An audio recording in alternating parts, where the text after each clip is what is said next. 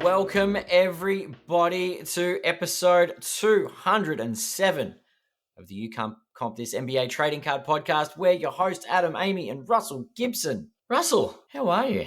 It's very good today. How are you, Ad? How is everyone at home? Hope you're well. I hope everybody's well. Getting through the playoffs as we are. Been some interesting games. There's been some very close games. Yeah. Been some very not so close games. Yeah, but it's games with a lot of skill. Yeah. They also try a lot harder in the playoffs too. That's the thing that I noticed the most. As soon as playoffs come around, the intensity just turns up a lot. It's just so good to see professional athletes trying as hard as they can. Yeah. Do you have a favorite series at the moment? I'm on Clippers Nuggets as the one that I'm intrigued by. Look, I was really happy to see Detroit beat the Knicks the other day. Like, I definitely enjoyed that. And then it's good to see Houston in the playoffs. I don't think they're going to win in that series. Wow, you reckon the 7th seed Warriors are going to get them undone? I know they took the game today, game 3, but I assume that's what's going to happen. Yeah. The experience of Steph with playoff Jimmy. Well, Jimmy didn't play today, so that's been fun. And then I think the game I watched today, which I was just like, it was just really high quality basketball. And the thing that I couldn't get over is just how everyone on the Thunder can just do a little bit of everything. Like watching Chet Holmgren dribble and pull up from the perimeter, and watching the passing from their big guys, and then watching their guards play inside. Like, it's just such a fun brand of basketball that they play. And I hate to keep going back to Andrew Bogut's crappy take that he said a while back about how every team in the NBA is the same. It's like, I think if you're looking back on the NBA from the 80s and you're watching highlights and you have rose-colored glasses on, like, of course the basketball was better. Like, the highlights were better. The 2 seconds or the 2 minutes of highlights, of course they are. But if you actually sit down and watch an entire 48 minutes and watch the average skill level of the 20 guys that get out into the court, like, it is amazing. And that Thunder game today was just a really good game of basketball. So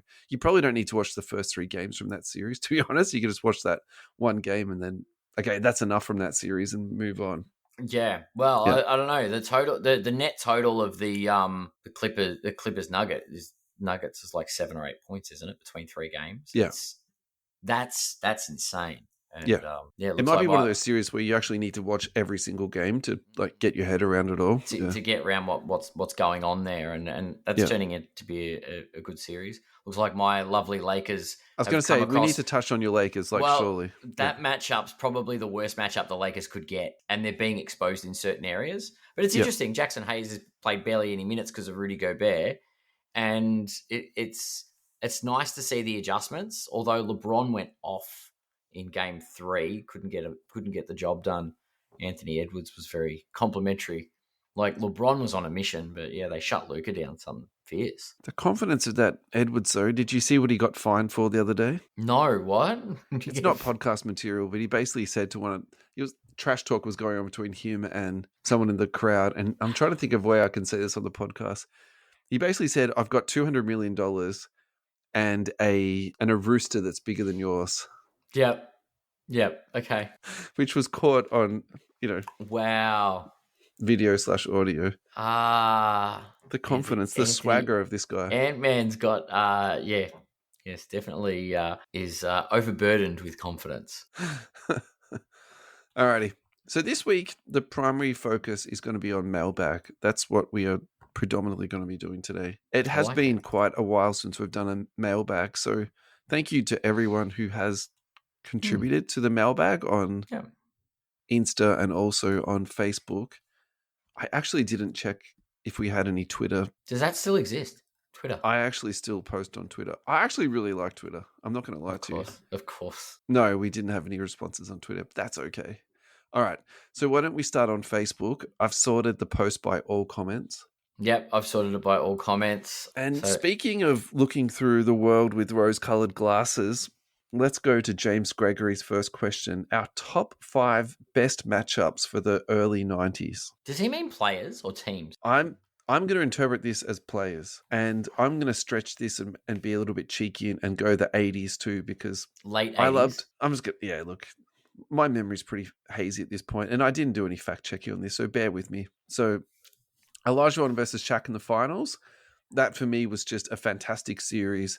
I think also too it was really entertaining in terms of the pace that they played. Mm. So the Houston Rockets team the year before, they went ultra big. So they had Robert Horry at the 3. They had Otis Thorpe at power forward and then Hakeem at center. So just an insanely huge lineup. Then the following year, they needed to add a bit more talent to the team. They were like down in the doldrums a little bit. So then they traded for Clyde Drexler, and the best spot for him was at the 3, which of course is, playing him out of position and well out, at a yeah. smaller, spot, right? So then that pushed Robert Horry to the 4, and then it just became this like really wide open team. They had lots of space. They shot a whole lot of 3-pointers, well, relatively for that time. And then Akeem just went basically one-on-one with Shaq the whole time. Like, it was a really great series. And on the other end, Penny Hardaway, Nick Anderson, Dennis Scott, Horace Grant was there. It was just a great series. There's that one. I've also got really fond memories of Dennis Rodman battling against like Magic Johnson and Dennis Rodman battling against, and I'm talking about young Dennis Rodman when he was like an ultra athlete and he could move his feet and he was like a perimeter defender, and him defending Jordan. I love that. So I'm going to cheat a little bit. I'll say that's my second one. Yep. I really like that Jordan Gary Payton matchup. I thought that was like a finals one again. That was really good. And then I had this really old school video of Rasheed Wallace. Who was he matched up with? Look, I can't even really remember. Oh, do you know what? It was against David Robinson and Tim Duncan of the Spurs. So that was another one that I had a lot of joy watching that one. It's a bit later in the 90s. Yeah, when he played for Portland, yeah, maybe early 90s. That would have been early 90s, or maybe I got my times wrong. It's one of my earliest memories is obviously I'm going to go to the late 80s and say it's Bird and Magic.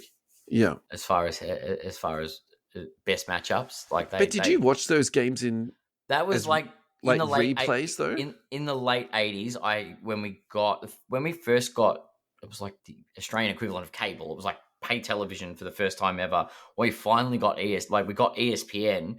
Yeah, right. And they would show like old games. Yeah, like they would show games because it was like 1990, 1989. I don't know when we got it, but I was in primary school still.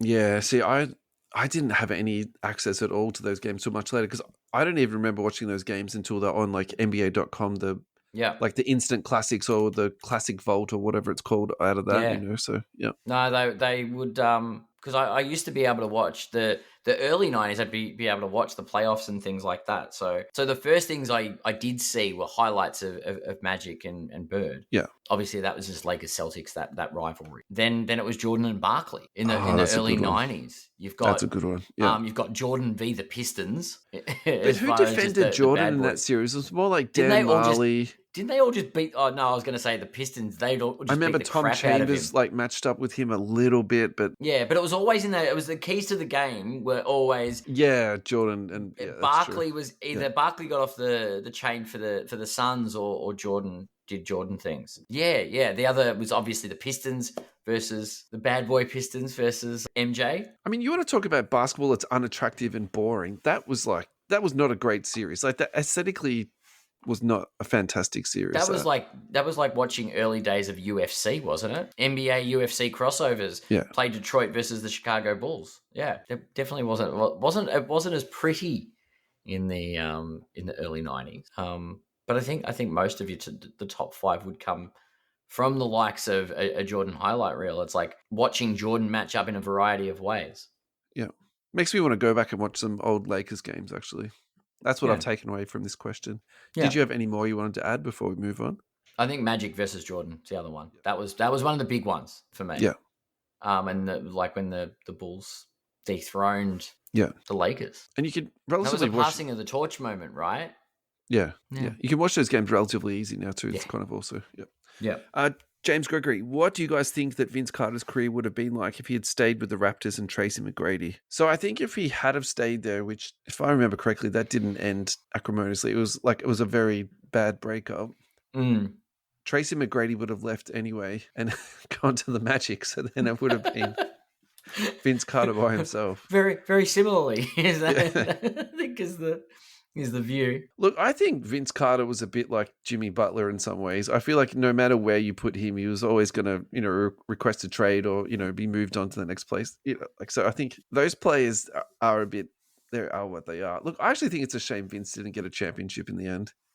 It would have been nice. I would have liked it if he just went and sat on the end of the Warriors bench and, just got a championship, or sat on whoever on the Nuggets bench. That would have been good. Could do an episode on that. There should have been champions. Oof. That would not be a timeless Malone, moment. Stockton, Barkley. Yep, to begin. Yeah, plenty of players. Matt Harper, is it roast beef on the cards instead of chicken? So I think, for context, a while ago we did a segment where people sent in voicemail. Yep. And Matt Harper sent in a roast chicken recipe, which was like absolutely on point. Did you ever try that recipe? I feel like I would get into trouble if I cooked Matt Harper's chicken recipe in my wife's kitchen. My wife is like very territorial. I'm only allowed access to the kitchen at very designated times, honestly. Could just say it's podcast related. Say you're going to do a live, go YouTube, like on Instagram. I can categorically tell you what she would say. It would be something on the language in the lines of Anthony Edwards, what he was saying to the fans, honestly. Really? Okay. She's quite protective. Yeah. You need to be like, go to an Airbnb on a away trip and go, okay, now I've got a kitchen to myself. That's right, yeah. That's it. We're cooking chicken. Yeah. Anyway, we're calling you out, Matthew Harper. We need another recipe from you. Come on, mate. Send that in. Yep. Alrighty. So this next question is from David Ralph, but I think we'll put that on hold for 2 seconds because that's going to take us a while to get through. We'll skip Mark Smith's because it's not really a question. It's more of a statement. And actually, Christopher Haylock, I think he's saying, should Christopher Haylock come on as a special guest? With all due respect, I've not met Christopher, so maybe that's something that we can do in the future. Maybe at the Hobby Hangout, we can make acquaintances and we can find out why Christopher should come onto the podcast. Intriguing. Yeah. So let's do Scotty James's. Who do you think will be Cade Cunningham type breakup player to chase from this past draft class? So does he mean the 2024 draft? Is that the question, Scotty James? Ooh. Let's pretend that is the question. This is actually a kind of fun one because I was thinking about this the 2024 draft class. Are we talking? Okay. Look, I think. All right, let's short this down a little bit, okay? So I don't think Rishashare is going to be a breakout guy. I think Alex Sarr isn't going to be either. Mm-hmm. I think Stefan Castle has potential, Ron Holland. And then I think the third one that I was going to nominate here was Dillingham. Okay. Was anyone else you wanted to add to that list? Well, I mean, there are a few here that have already done well, as in you've got Castle and who's the one that got injured from the 76ers? McCain, yep. I don't think you really see who the Cade level ones are. Yeah. Until that second year. Yeah, definitely. I think that's exactly the point of his question. Yeah. McCain might be the one actually, or Jalen Wells. Okay, tell me why you think Wells is Well, I'm thinking. Well, Wells, I don't think he's given enough opportunities with the Grizzlies. He was injured, wasn't he? I think it's been both. I think that. Yeah. But I the think emergence of Scottie Pippen Jr. is like, and he played really well today, by the way, too. I think that's the other thing we should probably add right now. Yeah, agree. There's a good reason why that. Look, the Memphis Grizzlies are actually really good at drafting. They are fantastic. Yeah. But I mean, rather than the big thing, I think McCain was leading Rookie of the Year for a lot of the start of this year. Yeah, definitely. And then season was cut short by injury. I think it's those players that you need to keep an eye on, the ones that have already shown glimpses and then got injured. Because that's what Cade went through. And Cade got injured in his rookie season and then struggled with injury the next season. And it sort of masked the cap of his potential. And then this season, after getting sort of a lot of games last season, he's really just shot through. I think that's looking at injuries would be my way of sort of trying to pick diamond in the rough, so to speak. All right, I'm going to go with Dillingham, and he ticks a few boxes off straight away. He's young, he plays at guard, and currently he's on a club that is very veteran heavy, and he was never going to be getting minutes in front of Mike Conley anyway. So I think the first 12 months, in my mind, that was always going to be a bit of a write-off. He's 20 years old. For context, Jared McCain is 21, so he's still got another full 12 months of development before he gets to McCain's point of this year, and Yep. he's 3 years younger than Edwards, just for like NBA perspective and relevancy. Looking Yeah. at 130point.com, his silvers are just selling for $5 US a piece. Looking at some of the numbered stuff, the orange to 125 sold for $23. Yeah. A number to 99 sold for 41. To Okay. 299, it sold for $3 US. And there was a Mojo here that sold for 373. So, sorry, the Mojo is a number to 25, just FYI. So actually, I think this says a lot to me because it seems to me like the lower numbered stuff, the unnumbered stuff, it's cheap. Yeah. I think that's really fair to say. But what this also says to me too, with that lower numbered stuff, where it's going for significantly higher, there has to be some collectors out there who are just snapping this guy up and putting him away for a future time. So I'm going to say Dillingham is the guy that I've got my eye on, just Yep. because of the things that I said in terms of age, the position, like the team that he went to, Yeah. and then moving forward into the future. Yep. Collectors love guards. I think that's as simple as I can make it. That's a really Yep. good point. Yep. I don't know. Does Bronny James come under that? I think no. Let's go to a break. Yeah, let's do it. Let's thank our sponsors. Our first sponsor of today is Game Time International. Thank you very much to Team Game Time International for you supporting our show. The reason why we reached out to Game Time International in the first place is because of the quality of their products. Like, we're just honored that you guys would want to work with us, sponsor our show. Thank you very much. The product that I initially fell in love with is the One Touch Magnetics. They also have a sleeve inside of the card, so in terms of protecting the surfaces, the edges, also the sides of the card, your corners, everything is then protected in a magnetic, in a penny sleeve. The technology and also the production of it means that the visibility of the card is absolutely flawless. And also the card comes with a protective layer that you peel, the One Touch comes with a protective layer that you peel off when you purchase it. So it's absolutely flawless, never been touched by a person. Now, Team GTI is absolutely prolific on Instagram videos. So at the moment, they've been doing a whole series of videos. One of the ones they did recently too, he was showcasing his ultra tight penny sleeves going into top loaders and then into bags. And actually, I thought that's another really clean way to do it. I have to admit, I do that with my own cards, but just using different brands. I really like that because my sort of train of thought is, what do you pay for a top loader these days? 25 cents to 30 cents, and a bag costs you like 1 cent. Your top loaders get scratched so easily, then you can just refresh your bags every now and again. So I definitely like that. We're going to hold in the chamber a little bit for later on into the show because he did a video this week about getting a rare edition case and opening that up. We'll talk more about that later in the show. Anyway, go to GameTimeInternational.com where you can buy all of your protection needs there. And we are back. Adam, how are you feeling, buddy? I'm good. This is enjoyable, diving into this lovely mailbag of questions we've been given. Alrighty, so this next one we deliberately left until after the break on purpose. This is from David Ralph. Not sure if you guys have done this before, but maybe rate case hits from the highest rarity to the lowest, e.g. color blasts, blank slates, downtowns, etc. Now, before we begin to answer this is a very hard question to answer, and I don't think that I've actually technically given you the definitive answer of it. However, I did spend a bit of time on this, putting it together. So what I decided to do was choose one player, and I chose a player which I thought there'd be a reasonable amount of data on. So I chose Steph Curry. And then from that, I went through his card ladder. I did some Google searches. I went on eBay and had a look and chose some cards that I thought would be good to include into a list. Mm-hmm. I think that there is the potential for you to do kabooms and downtowns, and that's about it because there's so many different years of kabooms and downtowns, and also they're very collectible. So there's a lot of data on that.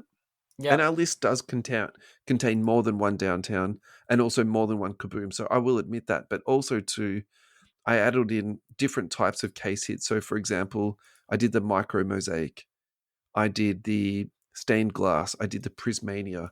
And all of those come from different tiered products. So in terms of when I say tiering, I'm talking about price points. Yep. And so the other thing that really shone out to me when it comes to the data of these, and we'll talk about this a little bit more, is too, I think the influence of when the product was released and what impact that has on the population count. And this is a time when I'd love to get Ryan's insights onto something like this, because Yeah. I actually think a little bit of this data is interesting and I think it's useful, but at the same time, I'm also beginning to wonder if, not that it's useless, but actually perhaps what this does tell, what I'm going to reflect on this is, what does it mean to a card's population? And I'm using air quotes at this time. We're talking about the documented population of a card over time. What happens to that card? So we'll talk about that a little bit later on. Yeah. So Ad, if you open up the sheet, the Google sheet, and we look at card number 1, it's the 2016 Studio Steph Curry Downtown. It is. And if you click on the link that's there, hopefully this will take you to Card Ladder, and it'll take you to a lovely picture of it. Yep. And people at home, if you are listening and you'd like to have a browse through the photos, I've put all of these up onto our Instagram. So guys, please go to at You Can't Comp This, and you'll see a lovely picture of a Steph Curry Aurora. So click on that, and then you can just really quickly flick through all the cards that we're about to talk about. I put them all into our post there. Alrighty, so the 2016, I started with this card, the Downtown, because for me, this is such an iconic card. And really, I almost feel this is one of the true sort of, for me, case hits of where it all started. And not where the craze started, but a lot of it where the genesis was, I suppose. Yeah, for sure. Well, this is the first set the Downtown featured in, right? The studio. I believe so. Yeah. Yeah. No. The total population on this is 199, and I think in terms of the total data that we get to, that's probably about a midpoint in terms of how many cards is in a population. Yep. That last sold for 4,600. So that gives you an idea of the rarity of it. So how many of it, and also to the price point. So let's keep that in mind as we move on to the next one. The next one again is the Downtown card again. This is from 2019. So this is 3 years later. The 1-on-1. Now, this card I included because I just love the design. Like, to me, the artwork on this is just absolutely brilliant. It's vivid. It's very creative. There's a lot going on in it. And also, I just love the story and the dialogue that they've, attempted to weave into this card. Yep. Total population on this card is 73. So I think what that means to me is that I doubt that there was that. I don't think there's 3 times more cards from 2016. What I'm beginning to believe as I'm seeing more stats come out from this, I think as time goes by, more cards are sent off for grading. And I think the other phenomenon that we also see in our hobby is that there might not actually be 199 cards, individual cards. I think some of these cards get sent back to grading twice. Sometimes they get sent back 3 times. Sure. And particularly a lot of these, well, all of these cards we're about to talk about, they're all unnumbered. Yep. We don't actually know the true population. So I think, what the cap of the population is. Correct. Like, it's not like a card that's numbered to 199, sure. Exactly. We just don't know that. So there could actually be 50 cards, and there could be the same number for both of these sets, but just so that, some of these cards are being graded 4 times, maybe they're being sent off to BGS, they're being cracked, sent off to PSA. Well, that's the one I look for. I can't imagine people are going to crack a PSA 9 and then try and regrade it to try and get a 10, right? I think some people would. Oh, really? Definitely, particularly with the price difference between a 9 and a 10. Yeah, it's $1,000 between a 9 and a 10. So I'm looking at the breakdown of the pop report at the moment through Card Ladder, and that is showing that there's 46 10s, 7 9s, but 15 9.5s. My theory there would be some of those 9.5s have been crossed up into PSA 10s. Yeah, definitely. I think that's the most common break resub is the BGS 9.5 to try and get a PSA 10.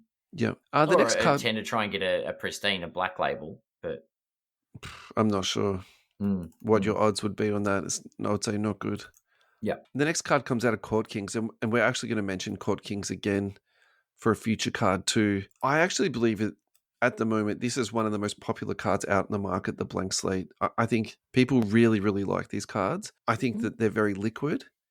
And I also think, too, that when we look back, these are the type of cards that are actually going to hold on to their true value, moving into the future. Okay. Like, that's how much I rate these cards. Now, the total population on the 2017 Steph Curry Blank Slate is 39. And actually, now, if we're talking about genuine scarcity here, so let's comp this to the 2019 Downtown, I actually would believe that there's half as many on that. I just think that in 2017, obviously, I think there was a lot of like printing was happening. Like, don't get me wrong, but also in that 2 years, like a lot did change. And so, if you're looking at something that is truly rare, I think that's actually a card you could look at, particularly for scarcity. Yeah, I think we should mention price at this point. The price on this is $1,249 currently on the that's for the BGS BGS 9.5. 9.5. Yeah. On the 10, it's 1,800. So there's not a massive difference between the two there. The PSA 10 is last sold for 2,066. Yeah, right. I know. No, 1894. So it's gone down. Okay. Interesting. The next card is the 2017 Aurora. And this is probably one of my favorites. And I would this is my own bias that I've just included into this list. I really like this card because it's not highly collected. They are relatively cheap to pick up, and they are technically a case hit. So the PSA 10 Steph Curry last sold for $370. The population on this is 10 on the PSA. The total population on this is 47. And that actually, in my head, makes sense, because if we're comparing that to the blank slate from the same year, the population on that is actually quite similar. So I think in terms of, true total population out there, that I do believe that. The next card is the 2013 Innovation Kaboom. We had to have a Kaboom in here just because of the popularity of these cards. People absolutely lose their mind over, a good Kaboom. Just the 2013. So. Yeah, 2013. What did I say? Yeah. It's just the artwork on this one just does my head in a little bit. It's just. So, how do you feel about the artwork? I don't like it. Really? I don't like. It looks like he's some weird animated, like an alien or something out of the Space Jam movie. It looks like he's about to dunk the ball at Steph Curry. Why? Yeah. Yeah. It doesn't. It should be a shooting pose. Yeah. My view is that all Steph Curry cards should be shooting poses. Like painting him in a dunking light seems like you're. It feels like it's very. I don't know. It's missing the point almost. I think I like this card though, just because of how unique it is. Fair. I think nothing was really out there at that time that even touches this in terms of creativity, and I think ultimately it did create its own genre and its own brand, moving forward. And still today, they're incredibly popular. And actually, I think it's also influenced all this manga stuff that we're seeing now and the Prismania stuff that we're starting to see. Like, to me, that's just derivatives of the original Kaboom. Yeah, for sure. So population on that is 168. Now, what I would like to just correlate here is just go back to the Downtown that we talked about from 2016 that had that quite high pop count of 199. Yeah. And I think what that's coming from is just the age of the cards. Just there've been so much more time for people to send these cards off to get graded. So, like, for example, I don't think there's that much in terms of population difference between the 2019 Downtown that's got 73 and the 2013 Innovation. Like, I really just think that it's just more products being open. There's more time for people to get cards sent off. If that makes sense. Like, can I make my theory on this Kaboom in particular? Yeah, of course you can. There are 47 BGS 9.5s. There are 24 PSA 10s, and there are 43 PSA 9s. My tinfoil hat theory. It's not tinfoil hat. Those 47 have been, a bunch of those have been cracked and tried to upgrade. Definitely. So absolutely. I think and we touched that on already. I don't dispute that for 2 seconds. There's one that's been graded as authentic. That's not great, is it? Alrighty, the next one, you're going to love this one, is the 2018 Kaboom. And another dunk pose Steph Curry. Awesome. Just what I wanted.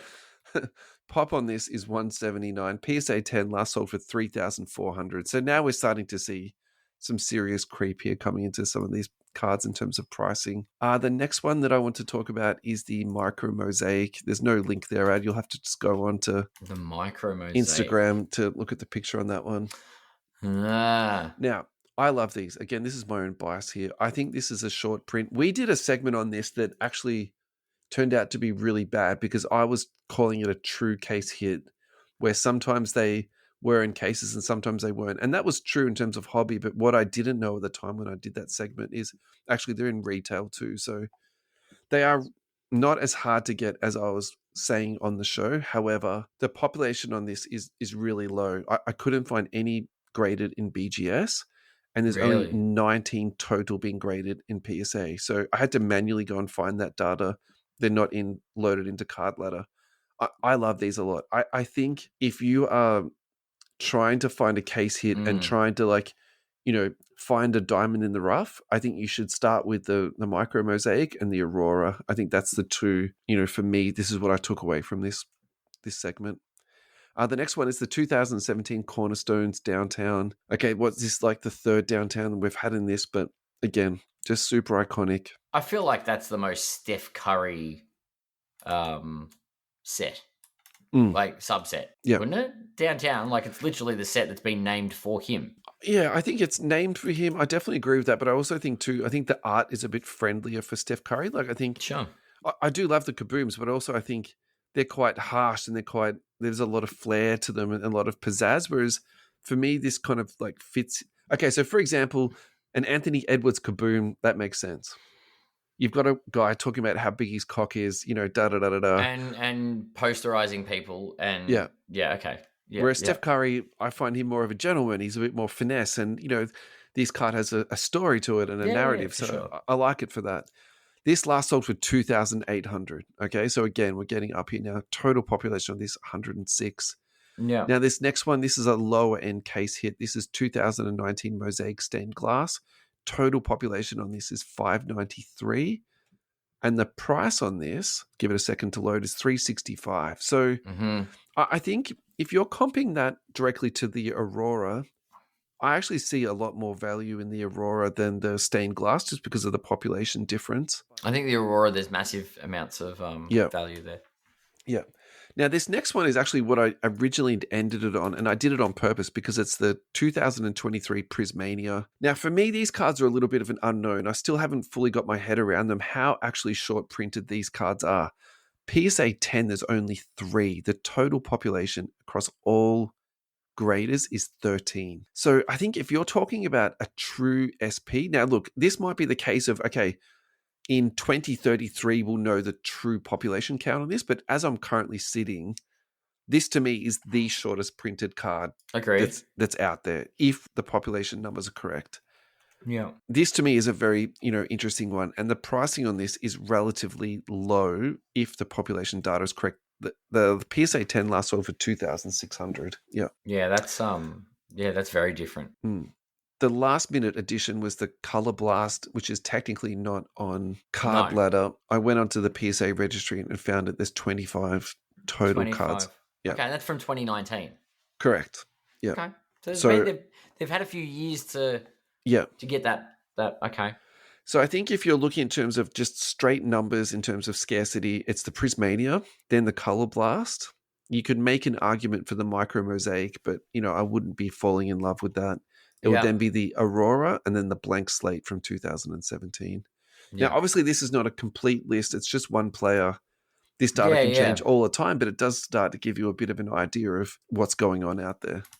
Yeah, for sure. So, David, thank you so much for your question. I didn't realize it was going to take us more than 15 minutes to answer, but that was heaps and heaps and heaps of fun. So thank you so much. And thank you so much to Fast Break Trading Cards. Go to fastbreaktradingcards.com. There you will find tops, basketball, football, baseball, soccer, Formula One, tennis, UFC, WWE, Fanatics Authentic Memorabilia, ECG, TCG.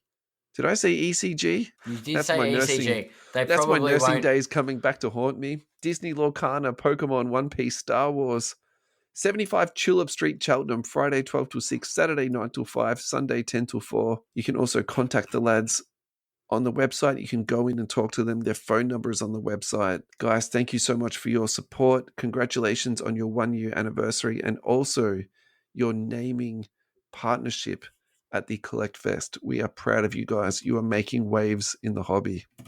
Adam, we're back. How you doing, buddy? Are you hanging in there?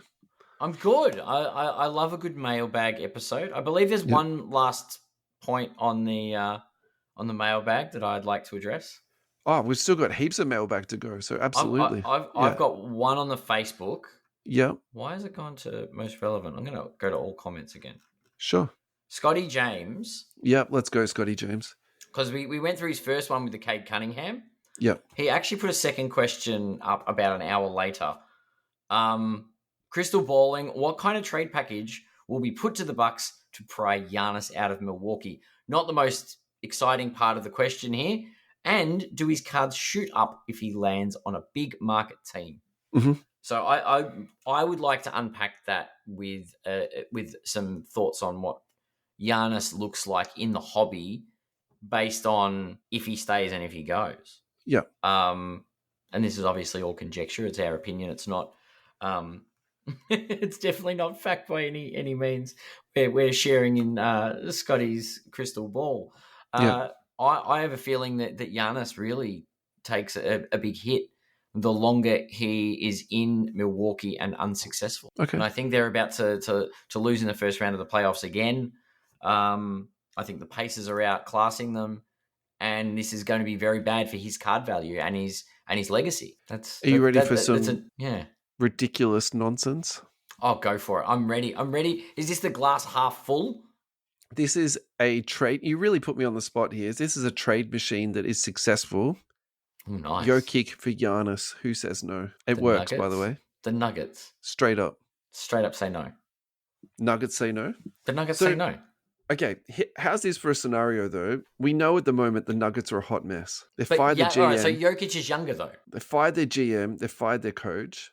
And Jokic is like, I can't stand this. This is absolutely ridiculous. Jokic is going to LA. Doesn't matter. I just want to come to work, do my thing, go home and race my horses. You clowns can't even get a coach for me. Fair. Okay? Do you so think he's they're going to demanded go a to trade. the Doc Rivers circus? So that would make Jokic, Kyle Kuzma, Damian Lillard, Bobby Portis. Oh, God. It doesn't sound good, does it?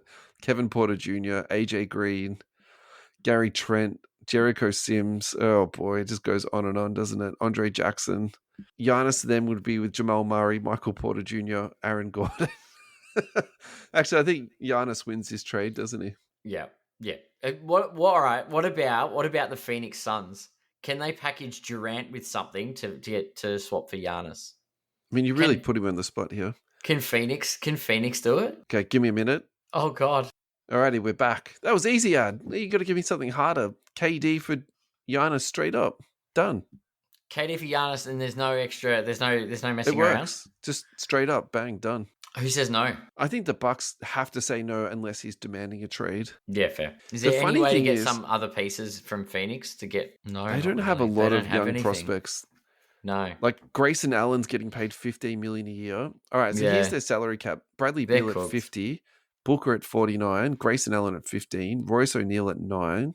Yeah. Cody Martin at 8. Yeah, you've got Nick Richards at 5 and Ryan Dunn. I think Ryan Dunn, you could do that, but then the Bucks have to chuck in, say, Andre Jackson, and that didn't work either. So yeah, it mucks up all the numbers. Yeah, this is all right. That's pretty bad. Cool. Giannis for Giannis for KD. You know, the funny thing is, though, actually, I wonder if Phoenix wouldn't want that because they want to get some draft equity back. Like, so they're the only team in the league, no draft pick and not in the playoffs this year. Are you ready? And something I just read on Instagram. Yeah. This is a mild segue, so it won't be too long. Did you know the Phoenix Suns, there's been a thing saying the Phoenix Suns are prepared to just waive Bradley Beal if they can't find a trade? Yeah. The guy's on $50 million a year. Yeah. And they're going to waive him. Yeah, so I think that all comes down to the tax aprons. And because they're repeat taxpayers, it's like every $1 is actually $3. Yeah. Yeah, so I think they're just to just waive him. Like Bradley Beal isn't $50 million, it's $150 million. Okay. And so from that perspective, even though I don't like that, you show me a better way to save yourself $100 million. Agreed. Like that's such a ridiculous conversation to have, isn't it? Fair. All right, now you've got me onto this Bradley Beal thing. Are you ready for this? Are you actually ready for this? Probably 24-25, he's getting paid $50 million. 25-26, $53 million. 26-27, $57 million. And it's a player option. You cannot tell me that dude is not picking up that option. Oh, I don't doubt that for a second. Do you know how much money Phoenix... They've got to fix the tax laws over there because the Suns don't seem to care about just giving money to people to not do their job. Well, haven't they fired 3 coaches? Yeah, maybe. They've paid, wasn't Monty Williams getting paid like something like? All these teams run out of money at some point, man. Like even the Nets that were funded by that oil guy from Russia, they ran out of money at one point, right? And it's pretty funny. It's he'd just had it's enough of all that this nonsense. money. It's just money going everywhere. It's crazy. All right, let's get back to I feel like we've absolutely derailed ourselves here. Now we're talking about I was going to say Prokhorov, for God's sake. It started with Scotty James's crystal ball, and look at where we are. Yeah, alrighty. This is from GTI, so thanks for the question. What modern day cards are going to hold value 10 years from now? Such a saturated market, it'll be interesting to see if some of these so-called case hits hold value down the road. All right, so I feel like we've already answered this a little bit already today. So I think the Color Blast, we highlighted that in terms of low pop. Prismania, I think you have to keep an eye on that, and that's a relatively new emergence, but I think we have to talk about that. I think the Downtowns are obviously going to be there, and then the Kabooms, for different reasons, I think are really going to hold their value moving forward. In the past, we've compared the Kabooms to a PMG. Yeah. And actually, I didn't know this. So when I was Googling around the 2018 Kaboom, I was just trying to work out, like, where do they come from? So because each year it sort of comes out of different products. So that year it came out of Crown Royale. Yeah. What I didn't know was, at that time, Beckett, and this is from Beckett.com, Panini actually released Kabooms in their rewards programs. So remember when you had those Panini points, or you can still get them today, you could actually go onto the website and buy them for, like, I think it was 2,500 or 2,000, they said. Yeah. So not only can you get them out of product, you can also go and get them from the website. So you used to be able to get them from Panini Rewards, yeah. Yeah, but that's something that we should have spoken about before, because we were talking about the population for that. So for that year, it was 179, that's the third highest population number. And actually now I'm beginning to think, just for that, now we've added that context in, that actually makes you actually think that number is accurate, and it's not so much the regrades and the reslabs. Maybe you're right. Maybe they keep it to a certain print limit. If they were giving those cards away, as points rewards, because think about how many points they would be giving away to people over the years. Yeah, you also think about how many of the total population get graded. I think cards like that, I would say it would be a very high population. Yeah, like true, people want to get those cards graded. Yeah, they're not beginners. It's not a novice purchase kind of thing. Yeah, I get. Yeah, makes sense. This is from Liftoff Cards. Would love to hear your guys' thoughts on what product or what SP, SSP you think are a bit underappreciated. So again, this is that same sort of genre, but I think we can still answer this question from a different angle. For example, I think Courtside out of Select are such nice cards with good parallels, but it doesn't really seem to get much love. Yep. Okay. What's your thoughts on that one, Nat?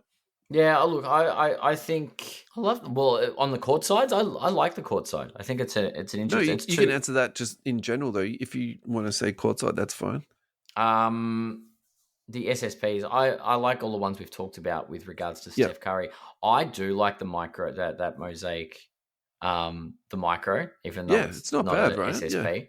Yeah. But it is. I think there's I think the Aurora just showed that maybe that's underappreciated.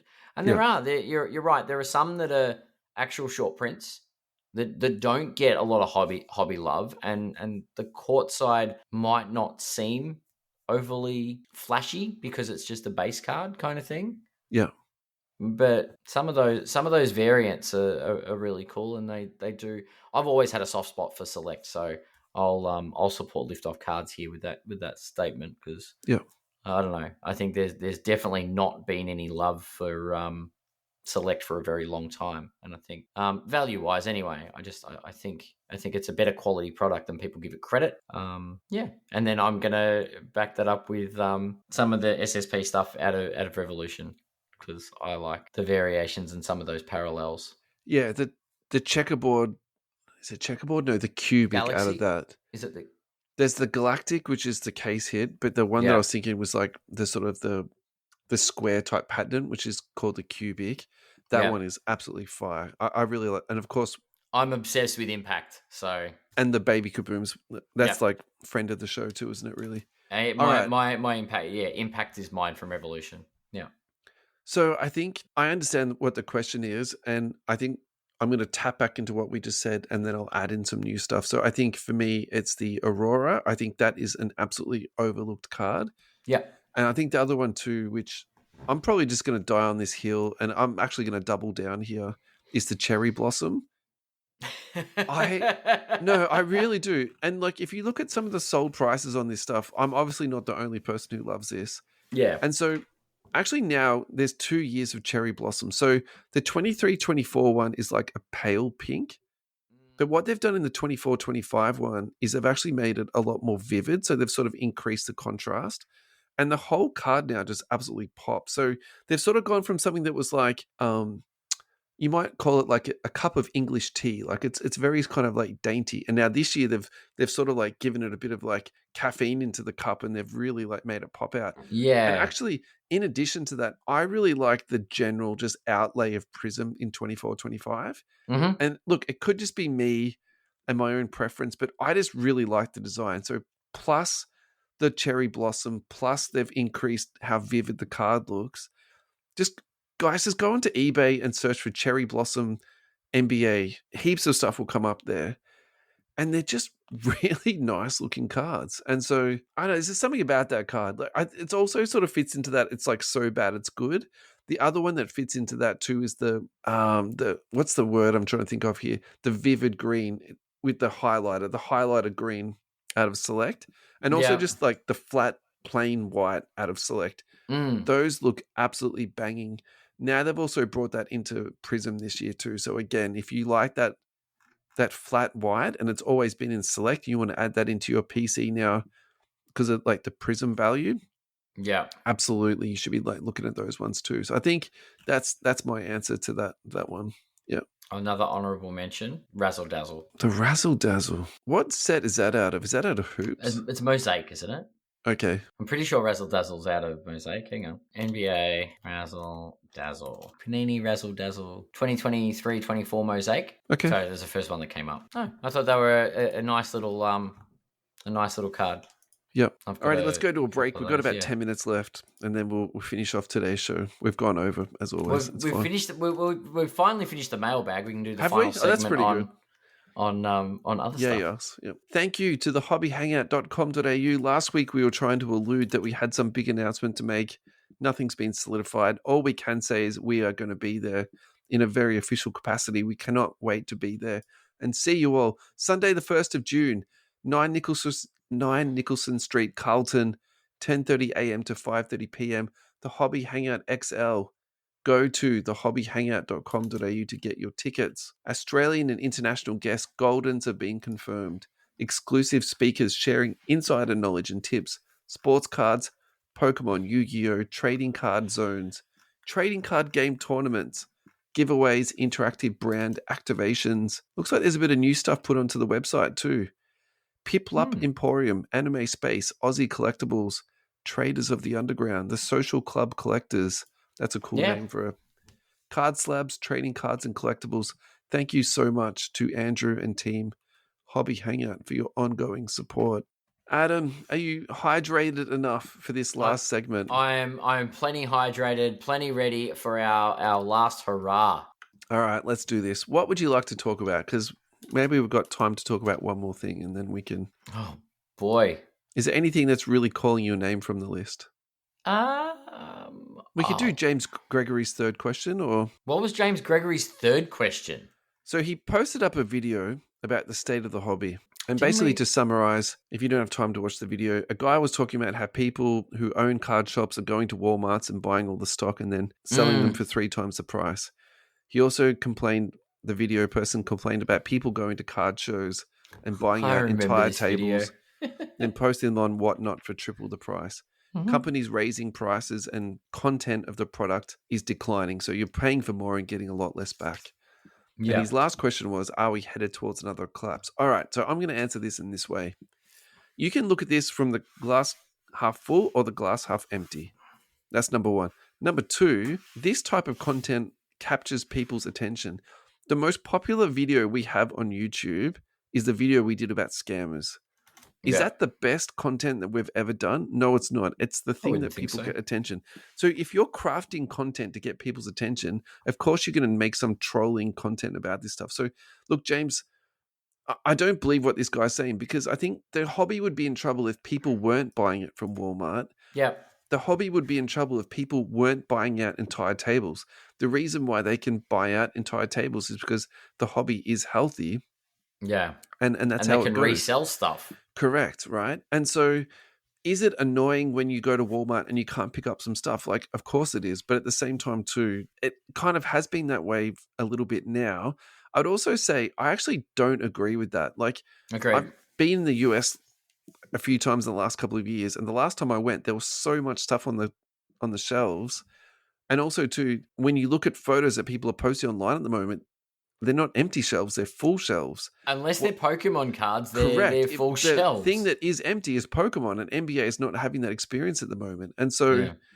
you know, I think the part talking about the rising prices and the declining product, there might be some truth to that. But I also think too that Panini's been up against like some significant problems with the draftees not signing with them, so they don't have the autograph. So they've really had to like do some hard right turns in terms of how they get product appealing to people. And so what the video spoke about was that is there a crash coming like it's into the 90s? Now, the reason why I don't think that's going to happen is because we're about to change hands. Yeah. So I think what's going to happen in the next couple of years is Fanatics is going to learn from all the things that Panini did well. And we've Yeah. already seen that. We've already seen them, release a lot of product. We've already seen them mass produce a whole bunch of stuff. And we've also seen them innovate in a very short period of time. So whether that's doing the sales platforms, whether they're doing straight crossovers to PSAs, and also to the instant cards, which Panini did do, but Yeah. Fanatics have just absolutely nailed that. And so, do I think that we're heading towards a disaster? I actually think we're heading towards a reset. And so we might see a little bit of downtime, or we might see, a little bit of churn. But Yeah.